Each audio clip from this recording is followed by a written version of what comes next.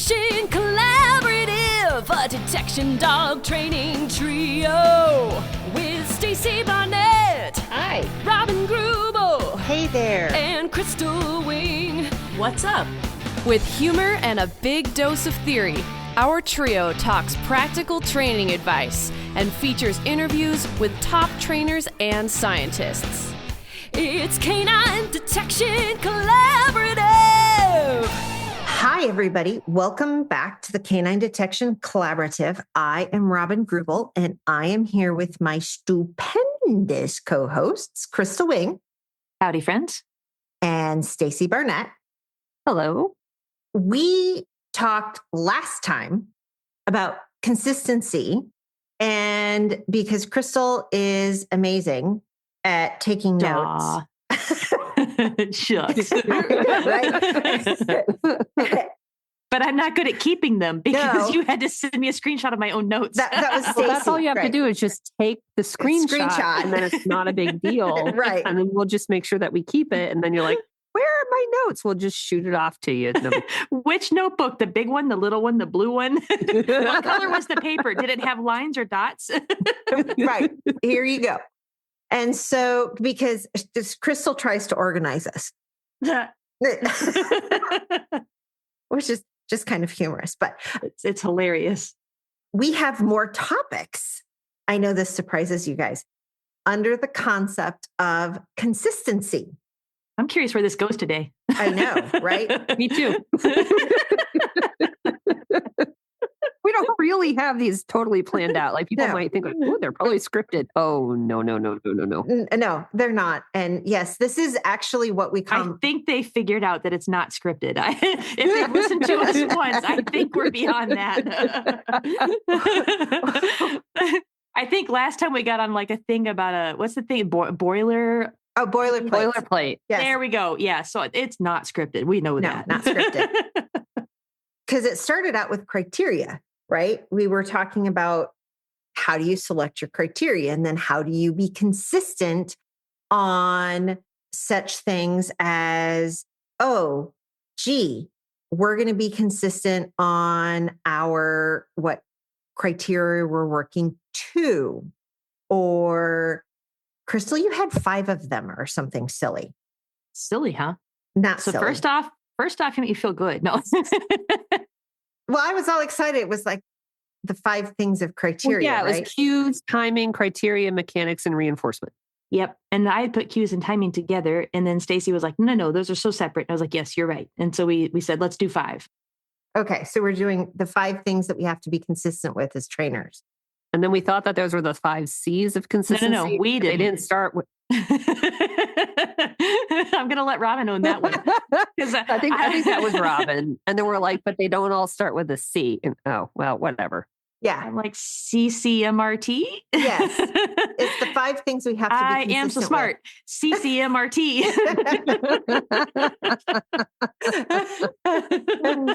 So, okay, if I have any Simpsons fans out there, you got it. So we talked about cues. What else did we talk about last time? Because I forgot. Timing and criteria. In the episode before, we talked about mechanics, but we were going to talk a little bit more about some of the consistency of mechanics. Yeah, because mechanics is one of those things that I don't think people really understand the value of mechanics. Yeah. Quite as much. I mean, when your car breaks down, you absolutely value them. Then you value a mechanic. I have a really good mechanic. Yeah. So but not that kind of mechanic. Oh, well, what are you talking about, Robin? I'm talking about the actual physical ability to do things. And when we talk about mechanics, everybody thinks about the actual physical ability to do stuff, which is only really half of the equation, because the other half of the equation is the ability to observe what you want. Because you have to be able to define the behavior, and then you have to observe the behavior, and then you have to be able to mark the behavior, and then you have to be able to deliver whatever you want to deliver. And so that's mechanics. And it's like the thing. I mean, if you don't see it, you're not going to be able to mark it. You can't reinforce it. So, I mean, it's the timing of it, that's why we go to like a camera shutter. We're capturing that moment. Right. And the timing, it should follow. It's like a period to a sentence. There's that moment that it marks the thing, it ends the thing. But there's also the pause that happens. And so it's all of those things. You know what I find interesting is that a lot of times, one of the things I really try to coach people on, especially in my intro class, is we just work on just like marker mechanics, like mark, pause, reinforce, right? Right. Just to kind of get that. And it's so interesting to see that if people said yes, they can do a pause and then they can reinforce. But if we do a get it, it's so hard for people to separate the word from tossing a cookie. And it's so interesting. Like they can do one, but then they struggle with the other. And it just becomes like one, it seems to be a little bit easier. And it just, even if we're used to trying to put that pause in, sometimes when we're just doing a different type of marker, it just all of a sudden gets crazy again. Well, and we do talk a lot about, I'm going to put a peg in that whole reinforcement concept and timing marker piece, right? Mm-hmm. And consistency in that. Because one of the things we don't think about mechanics wise is let's talk about things like start signals. What's your start signal for let's go search? What's your start? Yeah, the consistency there. The consistency's there. Yeah. I was posting some of the directional stuff I was doing. And when you're posting stuff out to detection dog people and you've got your detection dog doing directionals and you're like, dead bird. Which is right, which is your dog's cue of look out and find a target because that's where I'm going to send you. Then the comment was, are you saying dead bird? Right. Yes, because that's the cue that I'm using. And so I literally am just like, okay, but every time when I go back and watch my videos, I'm like, okay, how am I standing? How am I holding where's my left foot pointed? Mm-hmm. Because, and I have the tendency, just so everybody knows, I stand a little pigeon-toed. So my left foot points towards the right a little bit. Oh, right. And so my dogs cue to the right a little bit. Oh, okay. Okay. And so I have to be really conscious about how I stand and where my toes pointed. And that type of consistency in your cues. And it's interesting because I have a wonderful new intern. Her name's Laurel Ann. She's from Cobbleskill, their canine science program. So shout out to them. And I literally am going through and she's working with Dash. And I made her write out her starting ritual for starting Dash. So literally it is where is your hand? Where are your feet? What are you saying? All of these things because, and I will send her videos of herself doing this and be like, okay, let me know how many times you switched it up. And because the consistency in the start ritual, especially when you're first teaching a dog, really matters. Dash doesn't care. Yeah. But if we're talking about clean mechanics in a handler, it matters. Yeah. I think it also really matters the first time you start to introduce blank areas. Yes. Because a lot of times, especially like if we're thinking about nose work, the odor is so big. Honestly, the dog comes in the room, they can smell it. They know it's somewhere in there, right? Because the scent cones are just that big. Right. So that becomes a cue. But once you start working larger areas, you start working areas without odor, you still need them to search. And unless you have really that consistent kind of setup, they may not really know what you want them to do. And that's one of those things when you start thinking about even like cars. I ask you to go search. It's any car. Yeah. Right? It's a context setting cue. Your starting ritual is a context setting cue. Yeah. And if it keeps changing all the time, they don't have that context. And then, I think about what Crystal does with all of you guys can't see me flashing my hand at Crystal. I was wondering what that meant. I'm like, I was I'm sitting here going, what? All of your obedience stuff. That's what that meant. So, I mean, I have a whole bunch of things I was thinking, like, if you're talking about start rituals, my start ritual for tracking is gear oriented and also approach to the track versus if I'm going to do area search versus if I'm going to do cadaver versus if I'm going to do protection or obedience. Like, I want to be really clear in that because that clarity of, I guess we can call it my mechanics of setup, the consistency of that sets their mind in the right place. Yep. So I want them in a different headspace if we're doing protection versus tracking. I want a different headspace. Each of those things is a slightly different headspace. And I was also thinking about, we mentioned 101 things in a box. And I know that that's like containers, but that's a really great example too of I have a shaping posture and I put things on cue so that I don't want you experimenting at this time. I do want you experimenting now. And that's something that I'm playing with that Shade teaches is the helper is available now. The helper is not available now. And so those kinds of clarity in the mechanics of don't even worry about that right now. Don't worry your pretty little mind. You're not going to have the opportunity right now to go bite the decoy. You're not going to have the opportunity right now to go do that thing. So focus your energy here and I'll let you know when that's possible. And so I think those are all good points to think of. And when you said about the posture, like I have a very specific shaping posture. And the only time I use it is when I want you to offer stuff. Otherwise, I'm going to have a dog that's offering stuff all the times. That's annoying. Well, you mentioned that. And I know before we hit the record button, I know everybody's, I'm sure, totally shocked that we have like full conversations before we even hit the record button. We're like, right? we've been talking like a half an hour. Maybe we should start recording. Actually start recording. Yeah. But I go do visits at the local nursing home or facility for some of the elderly folks. And I show up with Flash and I realize as I'm standing there, I'm getting ready to do a clicker demo with them. And the first thing I do is pull out a chair and sit down. I never sit down while training my dogs to do anything, but I do if I'm shaping a behavior. Oh, okay. Right. And so it's a context setting because even when I was doing the exact same thing with her, I sat down on a climb in the middle of the training building. Mm-hmm. And I'm like, and it comes from when we started doing bottle cap stuff as a puppy, I sit on the floor. Oh, okay. Right. So that's my shaping posture. Gotcha. Right. Gotcha.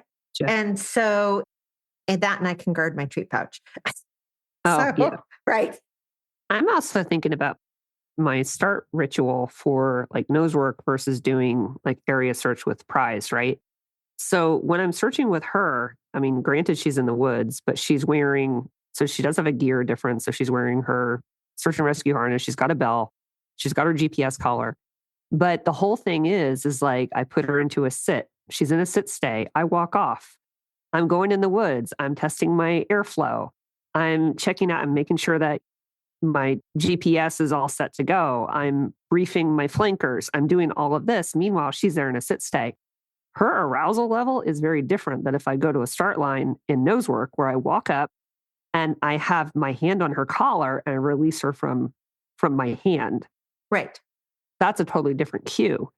And what's really interesting is I've done building searches and everything with her for, humans, and the setup is consistent with area search, and she has absolutely no problem with it. And it is really kind of interesting to kind of see how those cues really kind of set the stage for what the dog's actually going to be looking for and how to work. It's interesting. It's interesting. I was just kind of thinking about the different setup and everything. It's just, well, if you start thinking about all of that stuff through repetition, it's all context setting cues. Yeah, it is. Yeah. Right. And because we're teaching the dogs through repetitions, this is the context leads up to us playing this particular game. And if we are inconsistent in those mechanics, the dog doesn't necessarily know until they become really fluent and they figured out that, okay, this particular one thing really matters. Yeah. Right. Yeah. So when you're teaching something, it becomes really important. And the consistency, I think, starts to get easier as you get more practiced because it comes down to repetition of your own behaviors. And it's just like a little bit of muscle memory. So as I know when I set up I've talked to people about this on start lines with nose work, where the timing of my release is almost identical every time I release the dog. So the amount of time actually on my start line to the time that I release is extremely consistent. And it really has to do with some kind of arousal optimization, but it is that's even a part of the consistency. So it's not even just a setup, it's the timing and everything.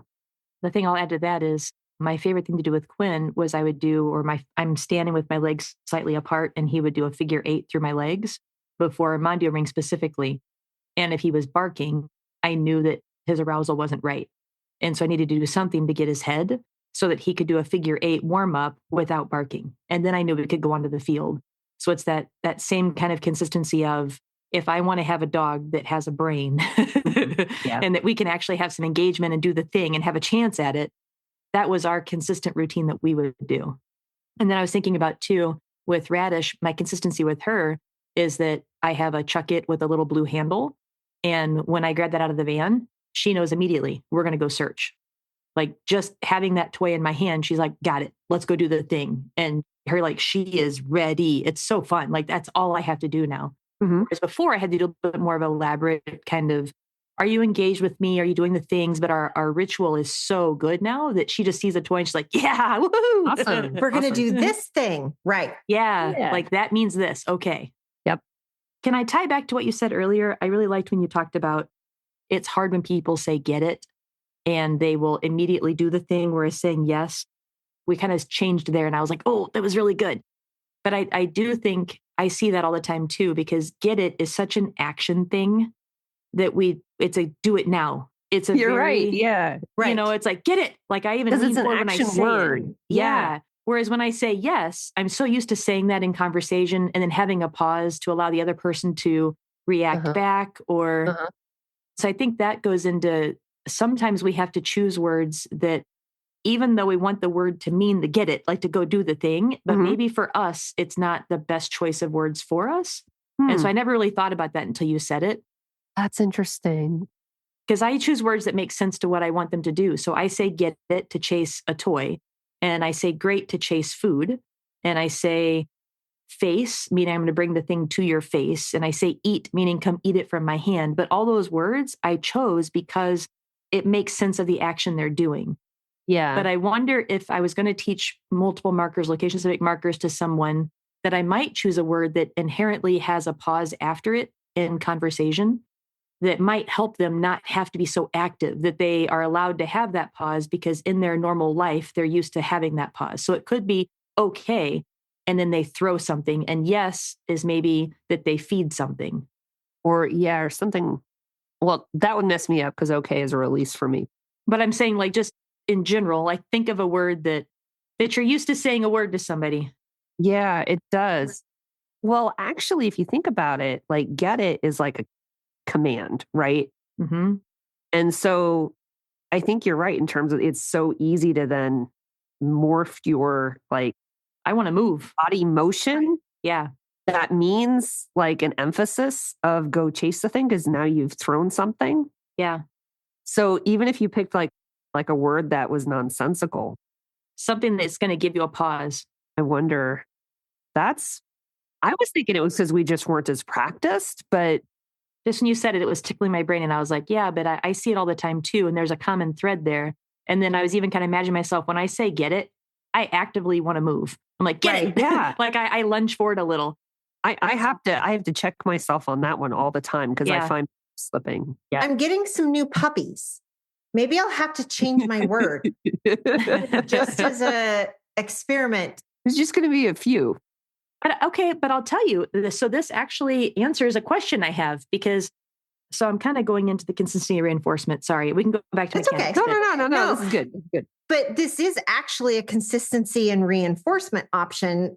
I mean, it's a great reinforcement segue. Mechanics. Yeah. And reinforcement mechanics, because, oh my God, now you're talking about taking the human and teaching Robin, the human, to change her word. That's hard. And that's what happened to me. I would say get it, which meant anything I throw. I could throw a cookie. I could throw a steak. I could throw a ball. I could throw a stick. Like it didn't matter. Get it means whatever I throw. And I didn't see a problem with it. And I was up in Ohio training with Fair Play Mondio, and they were like, there's a problem. You can't use get it and then throw food and then say get it again and throw a ball because your dog doesn't like it. He's telling you that he wants consistency. So he's expecting the ball when I say get it. And then I throw a kibble and he goes, And so you could actively see that he was like, no, it's not worth the timing and the effort that I put in when I expected when you said get it, that you were going to throw my favorite tug or you were going to throw my bouncer. And now you threw a cookie. Excuse you. And so when it came to that consistency, I needed a word that I could say that was similar to that, but meant I'm throwing food. And so then he would have the expectation of food and he was happy about it. Like he likes the food, but when he expected that it could have been a bouncer, which is his precious, okay, I get it. Like, I'm sorry, buddy, that's rude. Right. You know, it's like, hey guys, I'm going to give you money and I give you $200 and then I give you $2. Like, screw you. And so that's why I chose great as my word. Because I would already start to go, gah. So I needed a gah sound because I go, great. Yeah. And so I would kind of tease myself because I came like Tony the Tiger, if anybody's old enough to remember the cereal. Great. And so that's what started to happen. But going back to what we're saying about get it, when I say get it, I have a harder time pausing. When I say great, I don't have a hard time pausing. So my thrown food marker of great, I don't have that desire that I have to reach in my basket and like throw that cookie as fast as I can. So I think that goes back to what we were just, so that's where I was like, wait a minute. That's a thing. Yeah. So it's a descriptive word. It's not a go get it kind of word. And so even eat, when I say that, I have an easier time pausing because the dog is coming to me. Right. Yeah.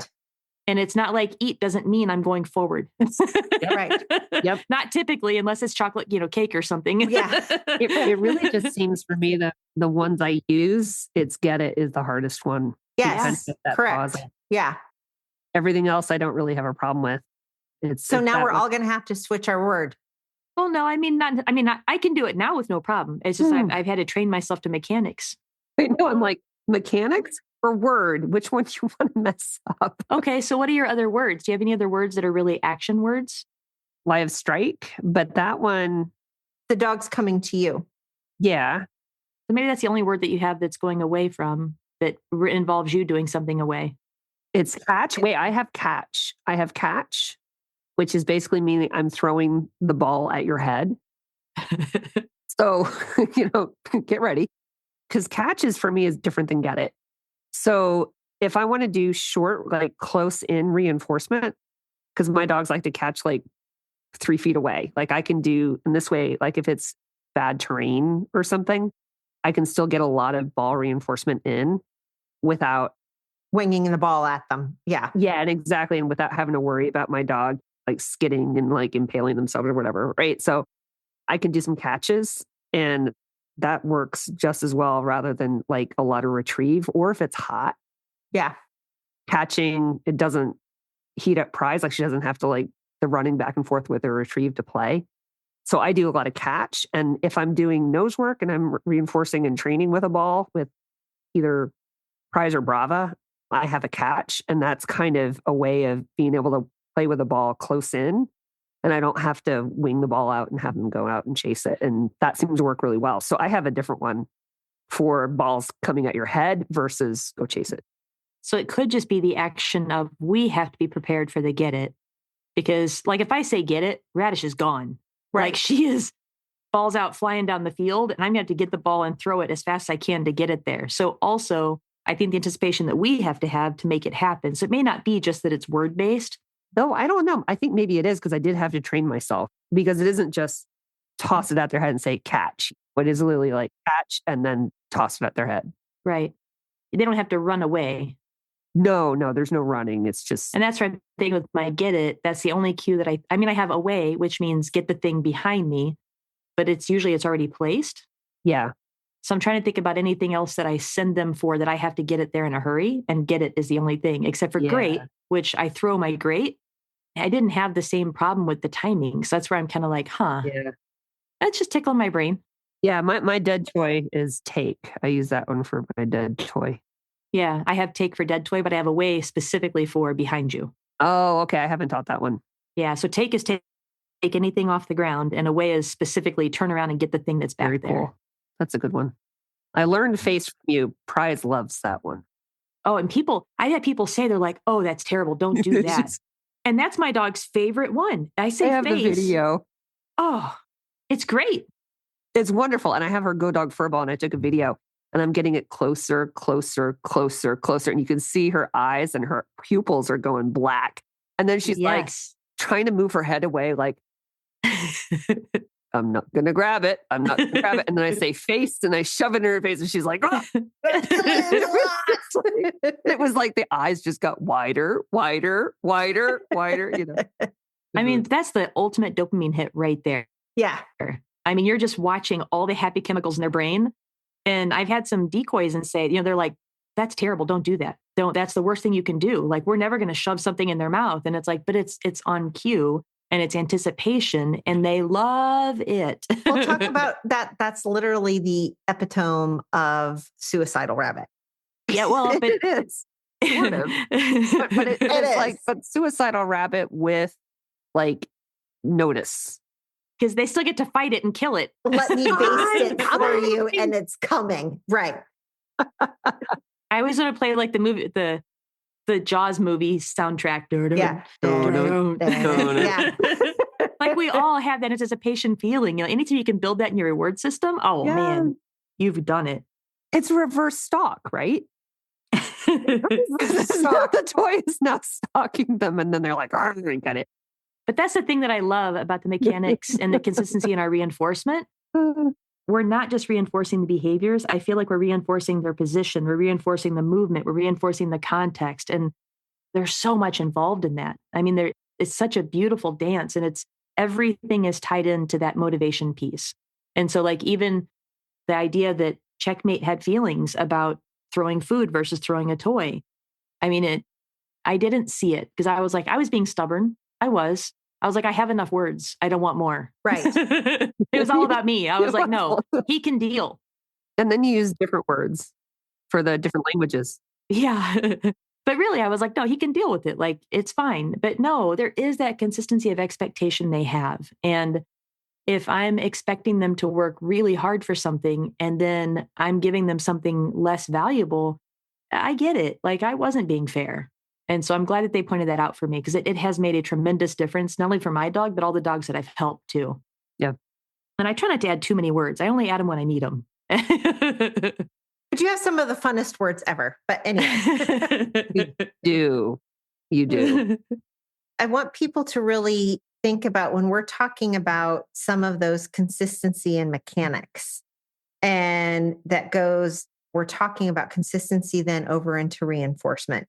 We talk about that there's the clever Hans effect. I successfully taught Dash to lay down on a nod because you consistently do things. So at certain points, we have to be consistently inconsistent.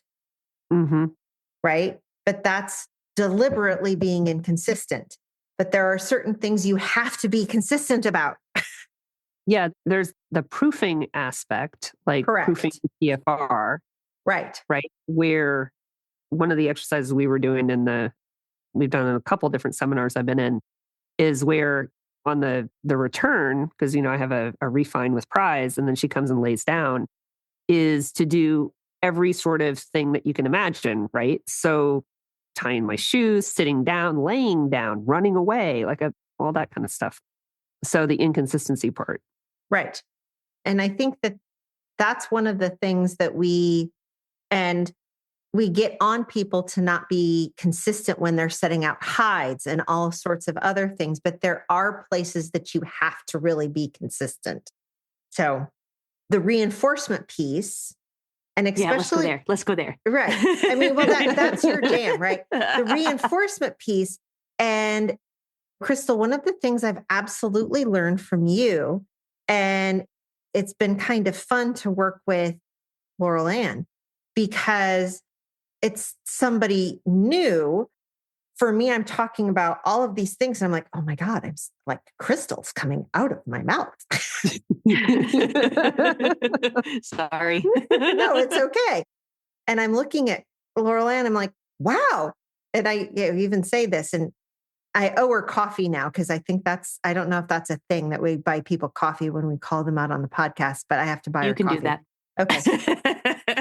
And I'm like, girl, you got play skills. Where'd you learn those? And she's like, in the academy. And I'm like, oh, because we use Crystal's videos in the academy, right? That's so awesome. That's I know. So awesome. And I was like, oh, okay. That's so awesome. But it goes back to one of those things of being able to help people with the mechanics of reinforcement and talking through with her. She's doing some puppy development stuff on the patterns and creating those pattern games for the puppies and being consistent for that. Because as soon as you start taking them places, they need to know what they should expect because it helps them overcome distractions. Yep. Really good point. The controversial thing that I've been thinking about lately is, maybe it's not, but in my brain, it kind of is still, is the idea that where you reinforce is just as important as what you reinforce. Yes. And I think that could upset some people. I don't know. But I'm just having so many instances of that right now. And I'm helping Nancy with a puppy class. And I'm just seeing that if they can just put the reinforcement in the right place, it creates the what. Because it's just like Susan Garrett talks about reinforcement zone or reward zone. I call it reinforcement zone. Same thing. It's just I like the word better. Yeah. My brain is like all of a sudden it's just hanging around. Okay, go for it. I just want to if we can go with it. Because there's a lot of things like when we use like a marker that's more of like a terminal bridge, right? Like a yes, and we're releasing the dog from a behavior. And I'm kind of picturing specifically if I have Powder's doing a nose freeze on a container, right? And she comes off of it. And to me, it doesn't really matter where I reinforce because I don't know. And this is why my brain's this is kind of my thought process is really, and I've always kind of told people it doesn't really matter because I don't care once I give the okay. I don't care I would actually prefer her to come away from source at that point anyway. But that's kind of different. And I wonder if it's kind of the how or the context of, and I'm thinking out loud here, so this may not even make sense. I'm just kind of trying to put some stuff together. So you're walking. Try to follow something. me if you can. I don't know.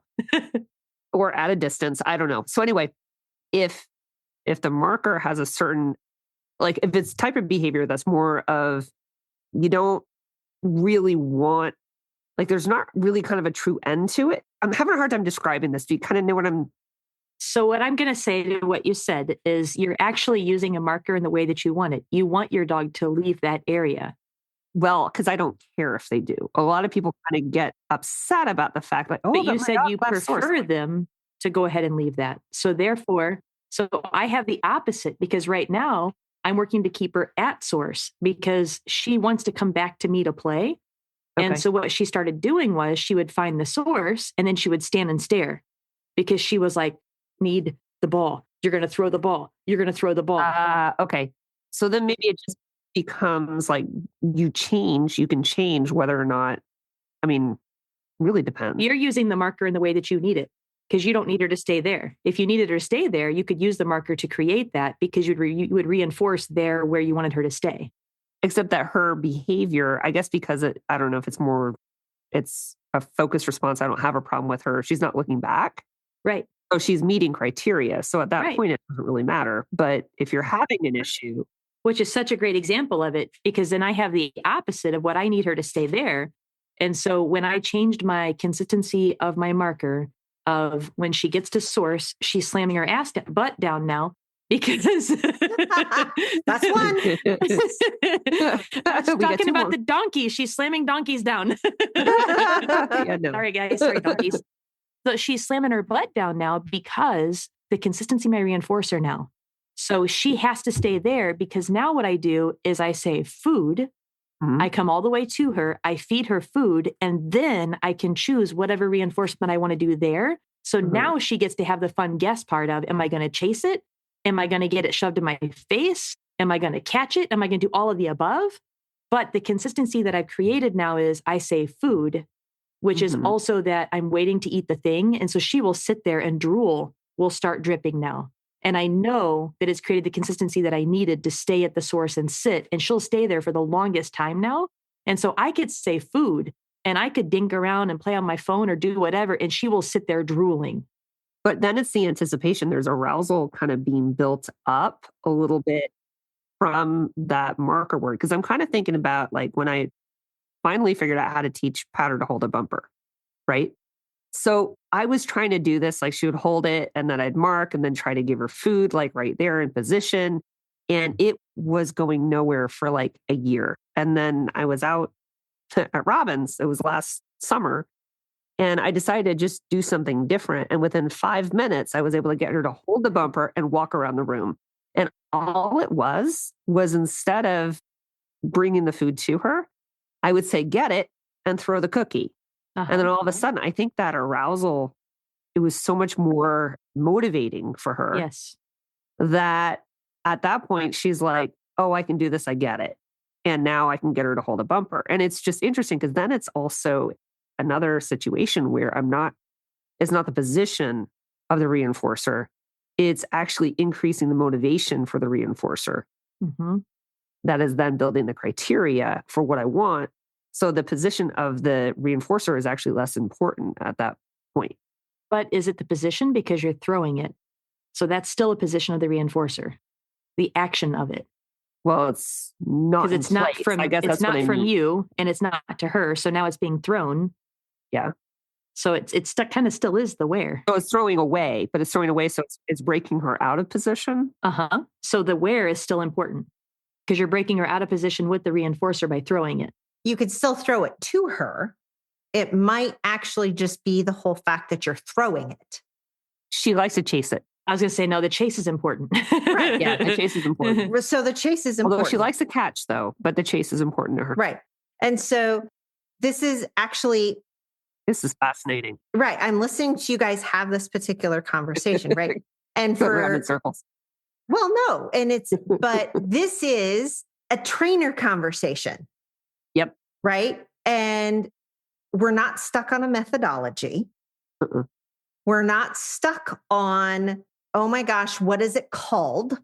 This is, right? This is, what are we doing? We might be stuck a little bit on what is it called? And no, is it in position or not in position? This is not thou shalt must feed at sort. Right. Well, I mean, I just found that using incorrect placement, because if I'm going to sometimes throw it, sometimes face, sometimes food, sometimes catch. And it was the sometimes problem because she didn't know what to expect. She knew she was getting a reward. Right. But where was it going to be coming from? And so because of that, she had so much anticipation and she was so excited. Her arousal got so high that now she slams her butt down because she knows she's getting food. Yeah. And she sits and she drools. Like it's like a perfect Pavlov example of she sits and drool starts dripping. And then I give her the food and then I say, get it. And we have the big ball game and the tug game and we do all the things. And so it's really committed her to staying at the thing for a really long time. And I'm like, you might dehydrate if I stay too long. Right. That's great.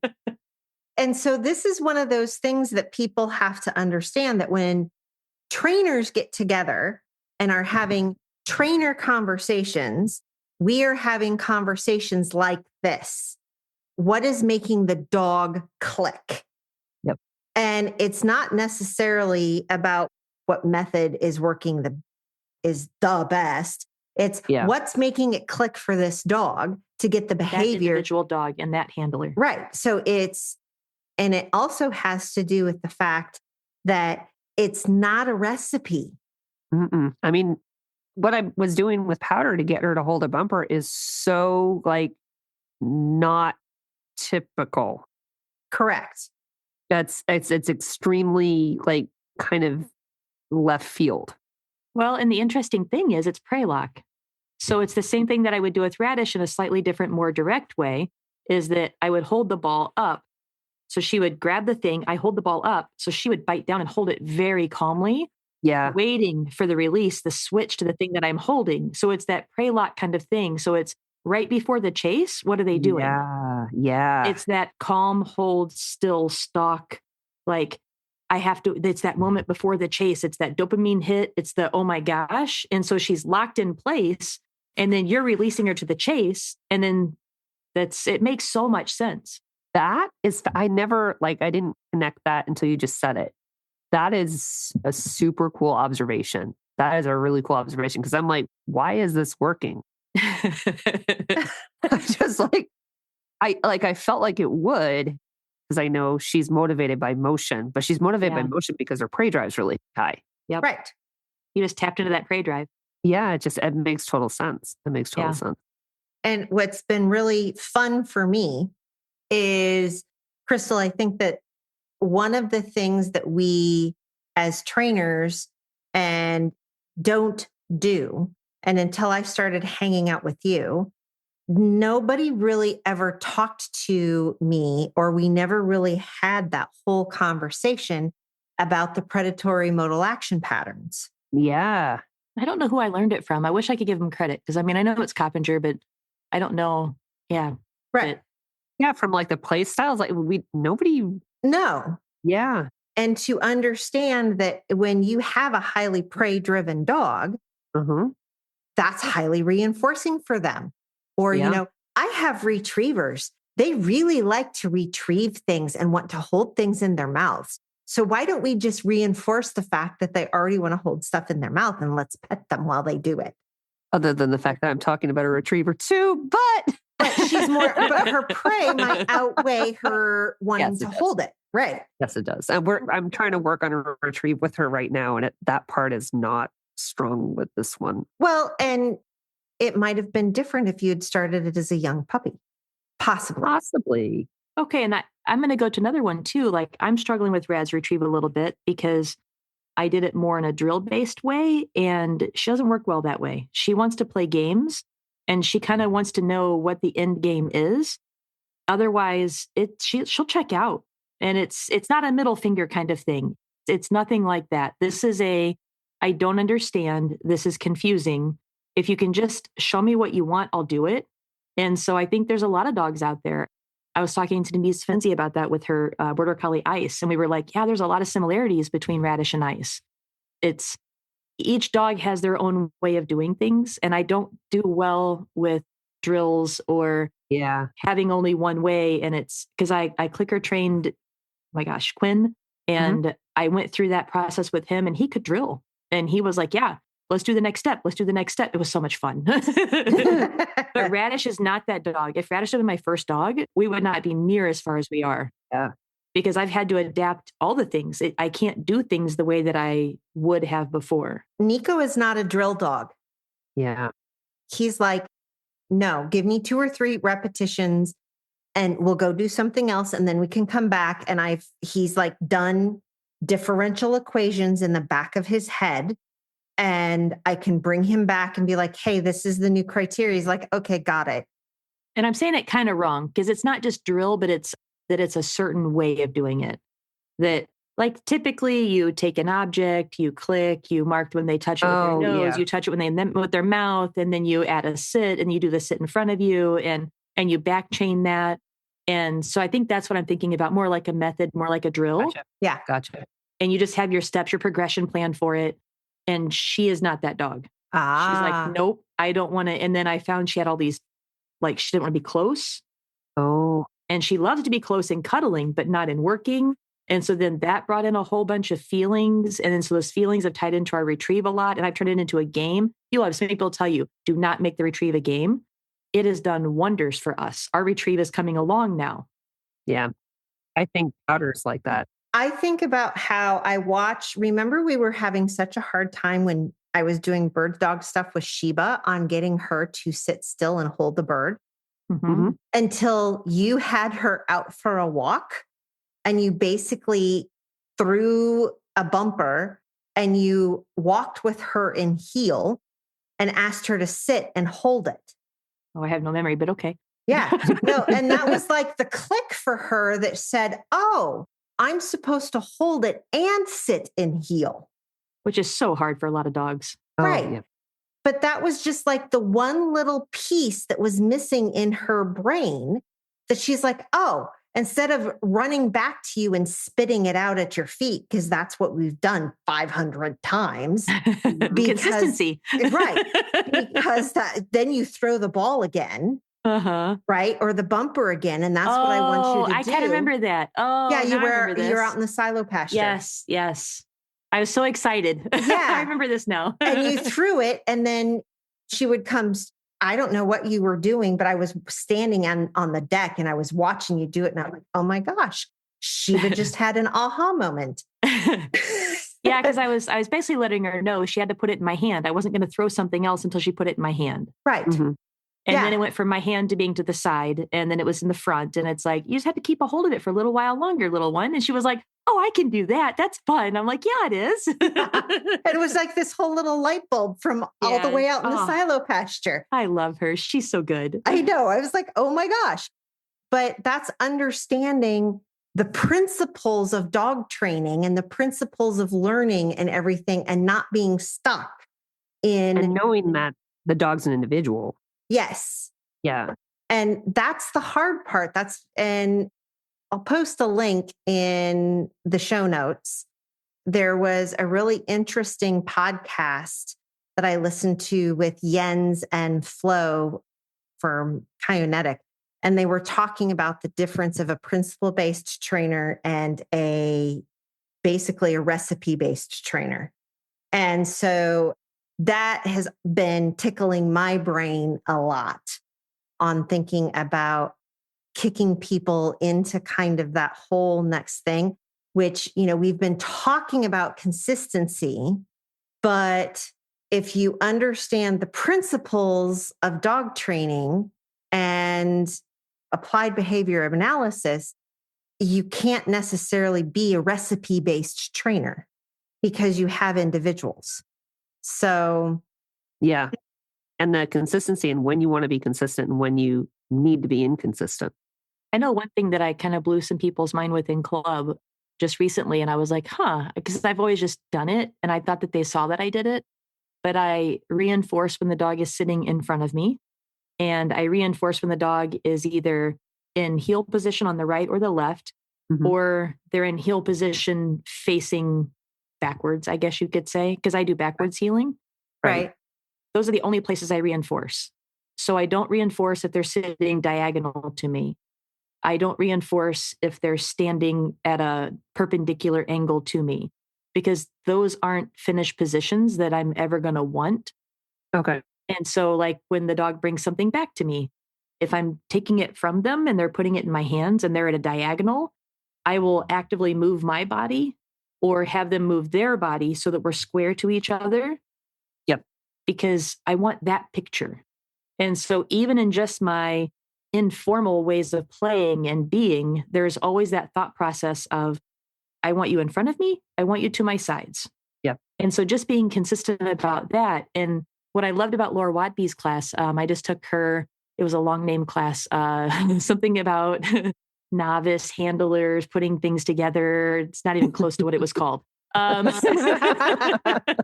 think it was like OB 285 and FDSA. I don't know.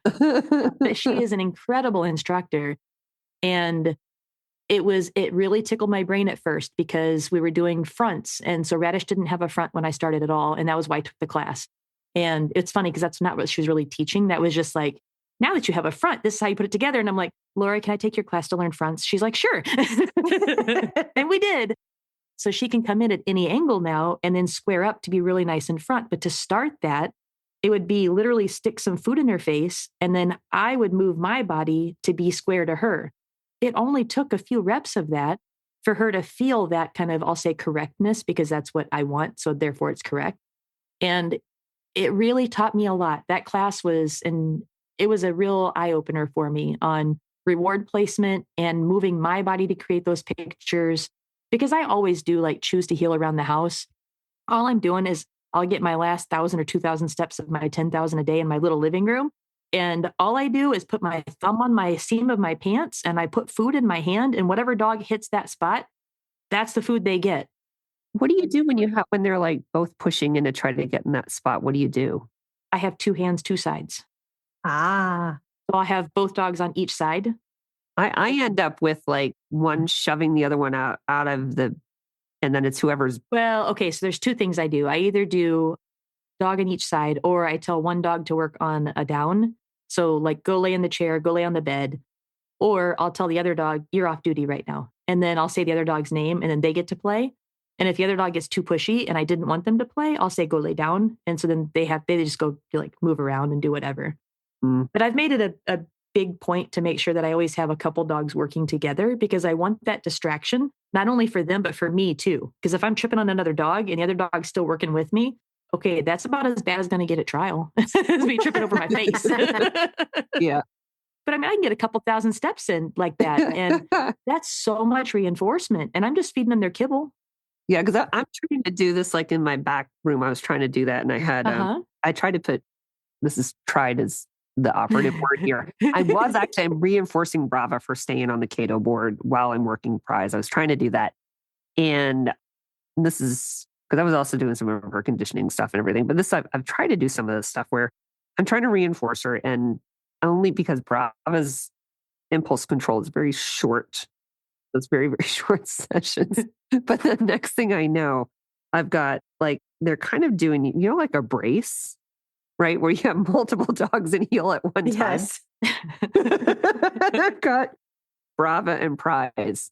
And I look down and it's like a brace of black dog. It sounds prettier than it was. It was actually great. So, oh, Robin, I see you. I just saw the time. How did it already run out of time? I know.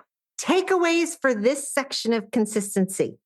I wanted to talk about how to improve our consistency because I was really curious what you guys had to say. You know what? Guess what? We're going to have another episode on consistency. You think we got enough for it? I do. I think we're pretty good about just keep talking. I know. I think we're pretty good. We're well practiced. Yes. Try to shut us up. I know. We're very consistent in the fact that we can talk or we can just hit pause and we can just see where it goes. And we'll just see where it goes. Okay. So you guys are going to have to come back for the next episode to get our takeaways from all of the consistencies. So wait, we can do takeaways for this one, right? Okay, sure. Okay, so go ahead. I wrote some things down. You're not just reinforcing behaviors, you're reinforcing positions, movement, and context too. That was one thing that I want to be a takeaway. And the other thing was about the kind of emotional tone and the excitement behind your markers. That was a fun little side quest that we had. Thinking about the action of the word, I thought that was a lot of fun, and I want to think more about that. Yeah, I was kind of thinking along the lines of really kind of building off of what you're saying there is around the different markers to be really cognizant. I think sometimes we don't necessarily like think through as we're doing it. We just kind of, it becomes like this automatic, we say get it and throw the cookie at the same time. And I think we just have to, the way we can train ourselves is to literally pay attention to that and notice it and observe what you're doing. Because if you can observe what you're doing, then you can start to fix it. Can I add something to that? I know we're at the end. It's supposed to be takeaways. I'm sorry, Robin. Can I? Fine. Yes. Okay. I got to do Radish at a demo for college students that are education majors. And I did my little game for the little pause. And I told everybody, I was like, give me the answer. And I was like, 2 + 2, 4. And I didn't give them a chance. And I was like, did it a couple times. And then I was like, I'll give you a little pause this time, but you better be fast. And I was like, 3 × 4. And they all were like, boom. I mean, they shouted out the answer so fast. And it was a kind of a like, huh. And we all went, yeah, that's kind of interesting. Because it added that competition edge to it. And it's just had me thinking a lot. So when you said that, I'm like, oh, I want to share it because I'll forget to share it again one day. So, okay, Robin, your turn. Okay. Consistency in your mechanics doesn't just apply to your markers and reinforcement system. It actually applies to handling your dog and setting up all sorts of things. And I love how you said observation too earlier. Yes. And noticing those little tiny behaviors, and it's an acquired skill. We did it. We did it. Yeah. Check out all of our links. They are below I believe this is probably going to go live the beginning of April, and we're starting to spin up for summer seminar season. So, and I think Stacy's starting Classes start April 1st. Crystal's still got a crazy summer schedule. Oh, dude. Yeah. The Academy is full, but we're spinning up for January 2026. So check out all of that and go train. Canine Detection Collaborative. We appreciate the time you spend with us. If you liked this episode, not only should you follow us so you don't miss the next one, but please also rate and review us in your favorite podcast app. For info on collaborating with us, go to k9detectioncollaborative.com. That's K9detectioncollaborative.com, where you can find our socials and pick up our latest monthly freebie. Join us again to talk training in the next episode.